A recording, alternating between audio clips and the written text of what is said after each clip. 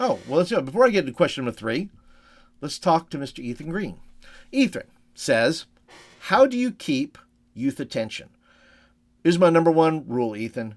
Say something interesting. If you are a communicator, you are communicating. Your role as a communicator is to keep their attention. And I know that we blame students for not paying attention, but remember, teenagers are teenagers. Their brains are on fire with 5,000 things. We have to know that getting up there and communicating. And some of the best communicators struggle with it in doing that. But my number 1 rule is say something interesting. Make sure that what you're talking about, make sure you're not pandering to them. Make sure you're not, coddling them. Make sure you're not just flapping of the gums, because you only have, if you're going to speak a message, okay, Ethan, if you're going to speak a message, you have whatever you have. You have 2 minutes, maybe less than a minute, to grab a hold of their attention. And you need to be, what have I heard? I've heard it say this way. Say what you're going to say. Tell them what you're going to say. Say what you're going to say. And then reiterate what you have just said.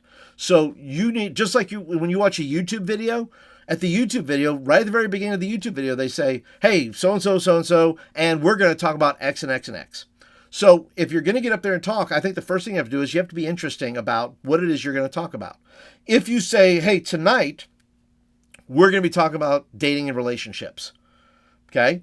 But we're not going to talk about just any dating relationships. We're going to talk about your dating relationships. And of course, kids get all funny and weird when you say things like that, and they get embarrassed. So I think partly number 1 is you have to be interesting as it applies to students. Sometimes people say, well, we're going to read the Bible, and we don't make any connection to the student. We don't put it in any kind of context to help a student get into that story. So maybe you say, hey, right at the very beginning, say, hey, ask a question. I find that's the next thing. Say something interesting, but the next thing is ask a question. Can I ask you guys a question? Or can I tell you a story? Jesus did a lot of that. Can I tell you a story about the time that I burned all my girlfriend's notes? Would you like to hear about that? Ethan, would you like to hear about the time I burned all my girlfriend's notes? Just went out and had a bonfire and just threw them all in there. Does that grab your attention? Sure it does. Because it's a story and you want to know, well, why did you do that, Paul? Why did you do all those things? So now you have a hook. Now you're saying, look, I'm talking about something that's of interest to you. How many of you have ever wanted to burn? How many of you have ever wanted to burn your girlfriend's notes? Or it's notes for me. How many of you ever wanted to go back and just destroy your phone with all these texts on them, or erase all these texts, or things like that? Well, okay, a few of you. Now, that's how I start my story.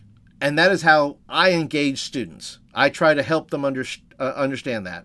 I also, how do I keep youth attention? Well, I say something interesting. I try to start with a story. I try to tell them what's coming. Guys, if you give me 5 more minutes, if you just give me 5 minutes, I'll show you how to do totally drastically where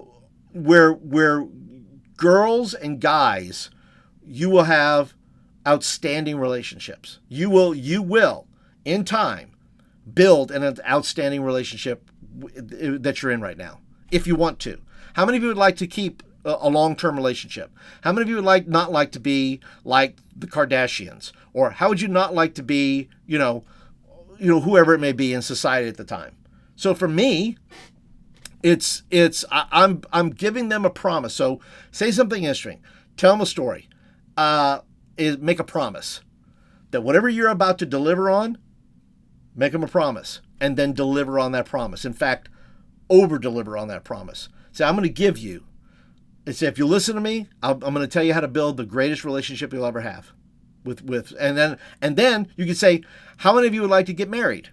Great. If you'll listen to me now, you'll have one of the greatest marriages. If you'll start with me now, I'll tell you how to have one of the greatest marriages you can ever have. And then you deliver on that. And if you're married, obviously you have stories to tell on that as well. And so yeah, that's how I communicate and keep their attention? Number one, I ask questions. Number two, I tell stories.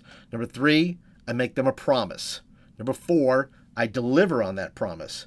And by the end, and I'm not there to talk all night, 20 minutes. I have other things that supplement this, by the way. And they'll teach you this if you, like here on YouTube, I take a YouTube course.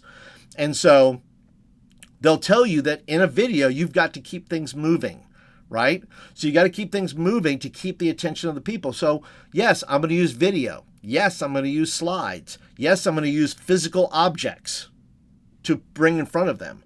So I'm going to keep changing it up. It's not just going to be straight, what do I say, oration, right? I'm just not going to, I'm just not going to just speak and hope and expect them to pay attention. It's unfair of me to expect them to pay attention to me if I am not engaging them.